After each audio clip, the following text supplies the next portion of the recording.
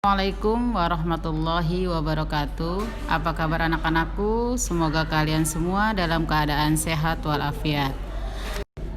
Sebelum kita memulai pembelajaran hari ini, marilah sama-sama kita membacakan basmalah. Bismillahirrahmanirrahim. Hari ini kita akan masuk ke tema 3, subtema 1, pembelajaran 1, 2, dan 3. Tentang aneka benda di sekitarku.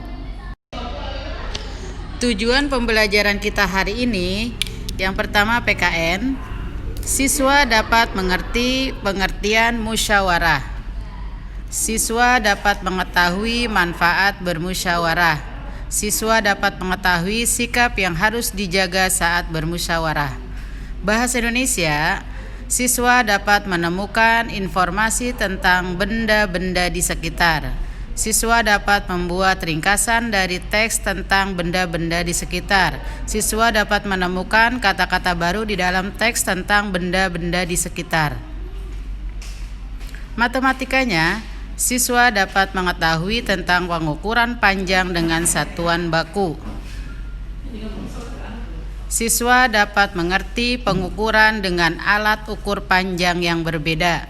SBDP-nya, siswa dapat mengetahui alat musik ritmis. Siswa dapat mengerti pola irama sederhana. Pada pelajaran yang lalu, kita sudah belajar tentang sila ketiga dari Pancasila yang berbunyi Persatuan Indonesia yang dilambangkan dengan pohon beringin.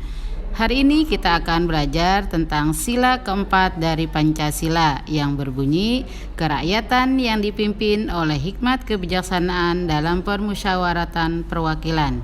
Sila keempat Pancasila dilambangkan dengan gambar kepala banteng.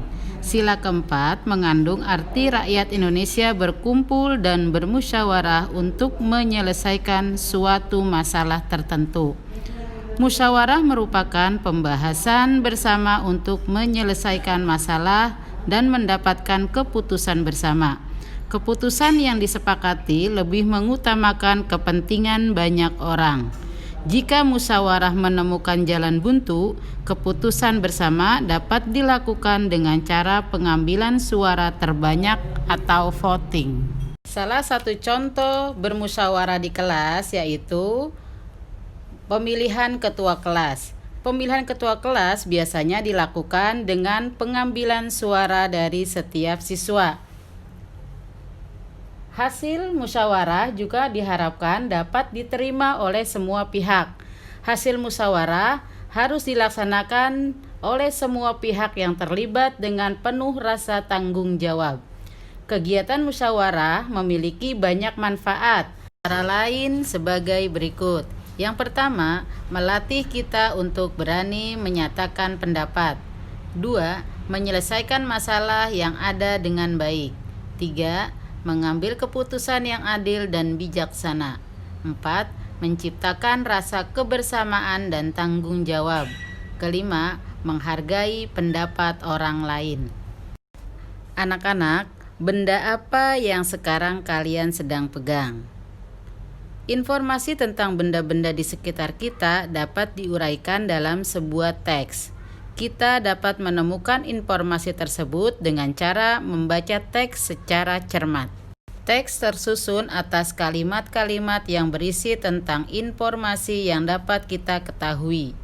Kalimat tersusun atas kata-kata sehingga kalimat tersebut mempunyai makna. Ada kata-kata yang sudah kita ketahui artinya. Namun ada juga kata-kata yang belum kita ketahui artinya. Jika kita menjumpai kata-kata yang belum kita ketahui artinya, kita dapat mencari arti katanya dari Kamus Besar Bahasa Indonesia atau KBBI. Tahukah kalian, benda merupakan segala sesuatu yang menempati ruang, mempunyai wujud dan massa. Massa benda diukur dengan cara ditimbang. Benda di sekitar kita memiliki bentuk, ukuran, dan warna yang berbeda. Benda adalah sesuatu yang menempati ruang, mempunyai wujud dan massa.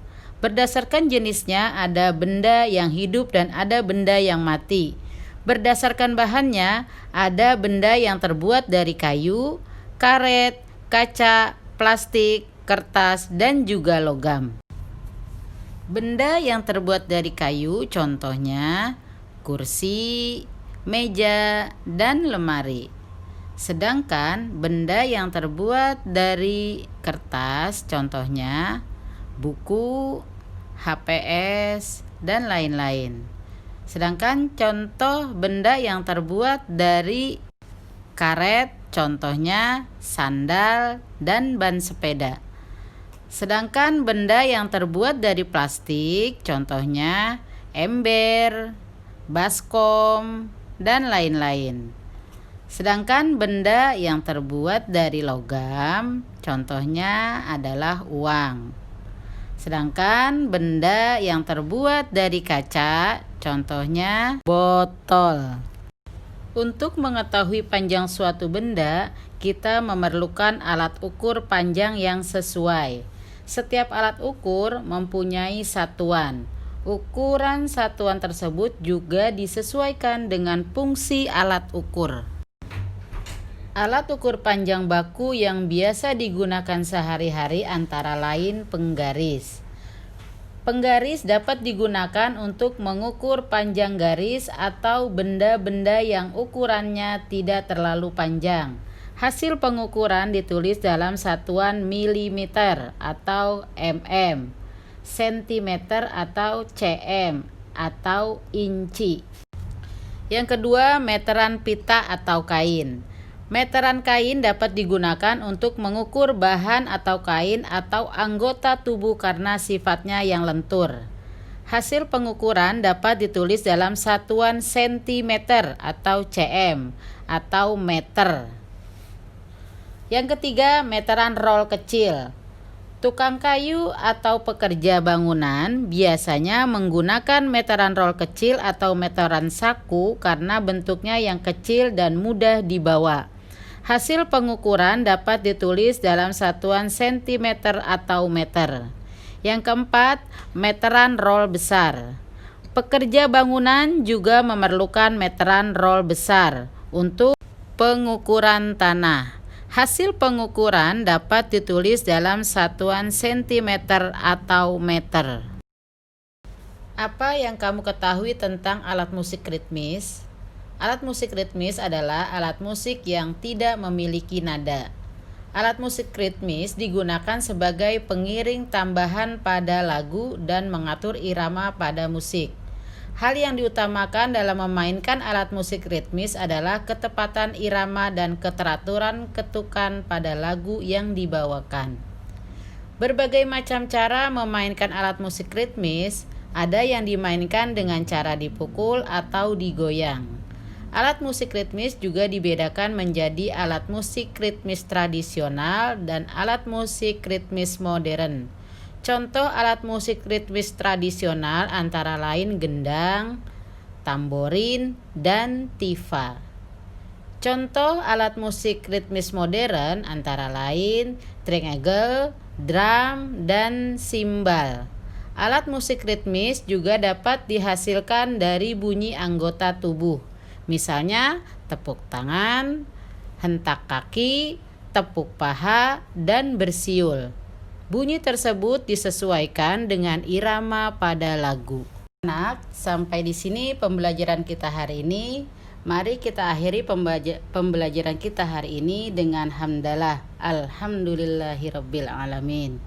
Selanjutnya yaitu tugas untuk hari Senin. Buku MRT 3B halaman 7 sampai 9 pembelajaran 1. Sedangkan untuk hari Selasa, mengukur benda-benda di sekitar rumahmu dengan alat ukur yang sesuai. Misalnya penggaris, meteran pita, dan lain-lain. Untuk hari Rabunya, buku MRT 3B pembelajaran 3 halaman 12 sampai 14. Jaga kesehatan, tetap semangat. Terima kasih. Wassalamualaikum warahmatullahi wabarakatuh.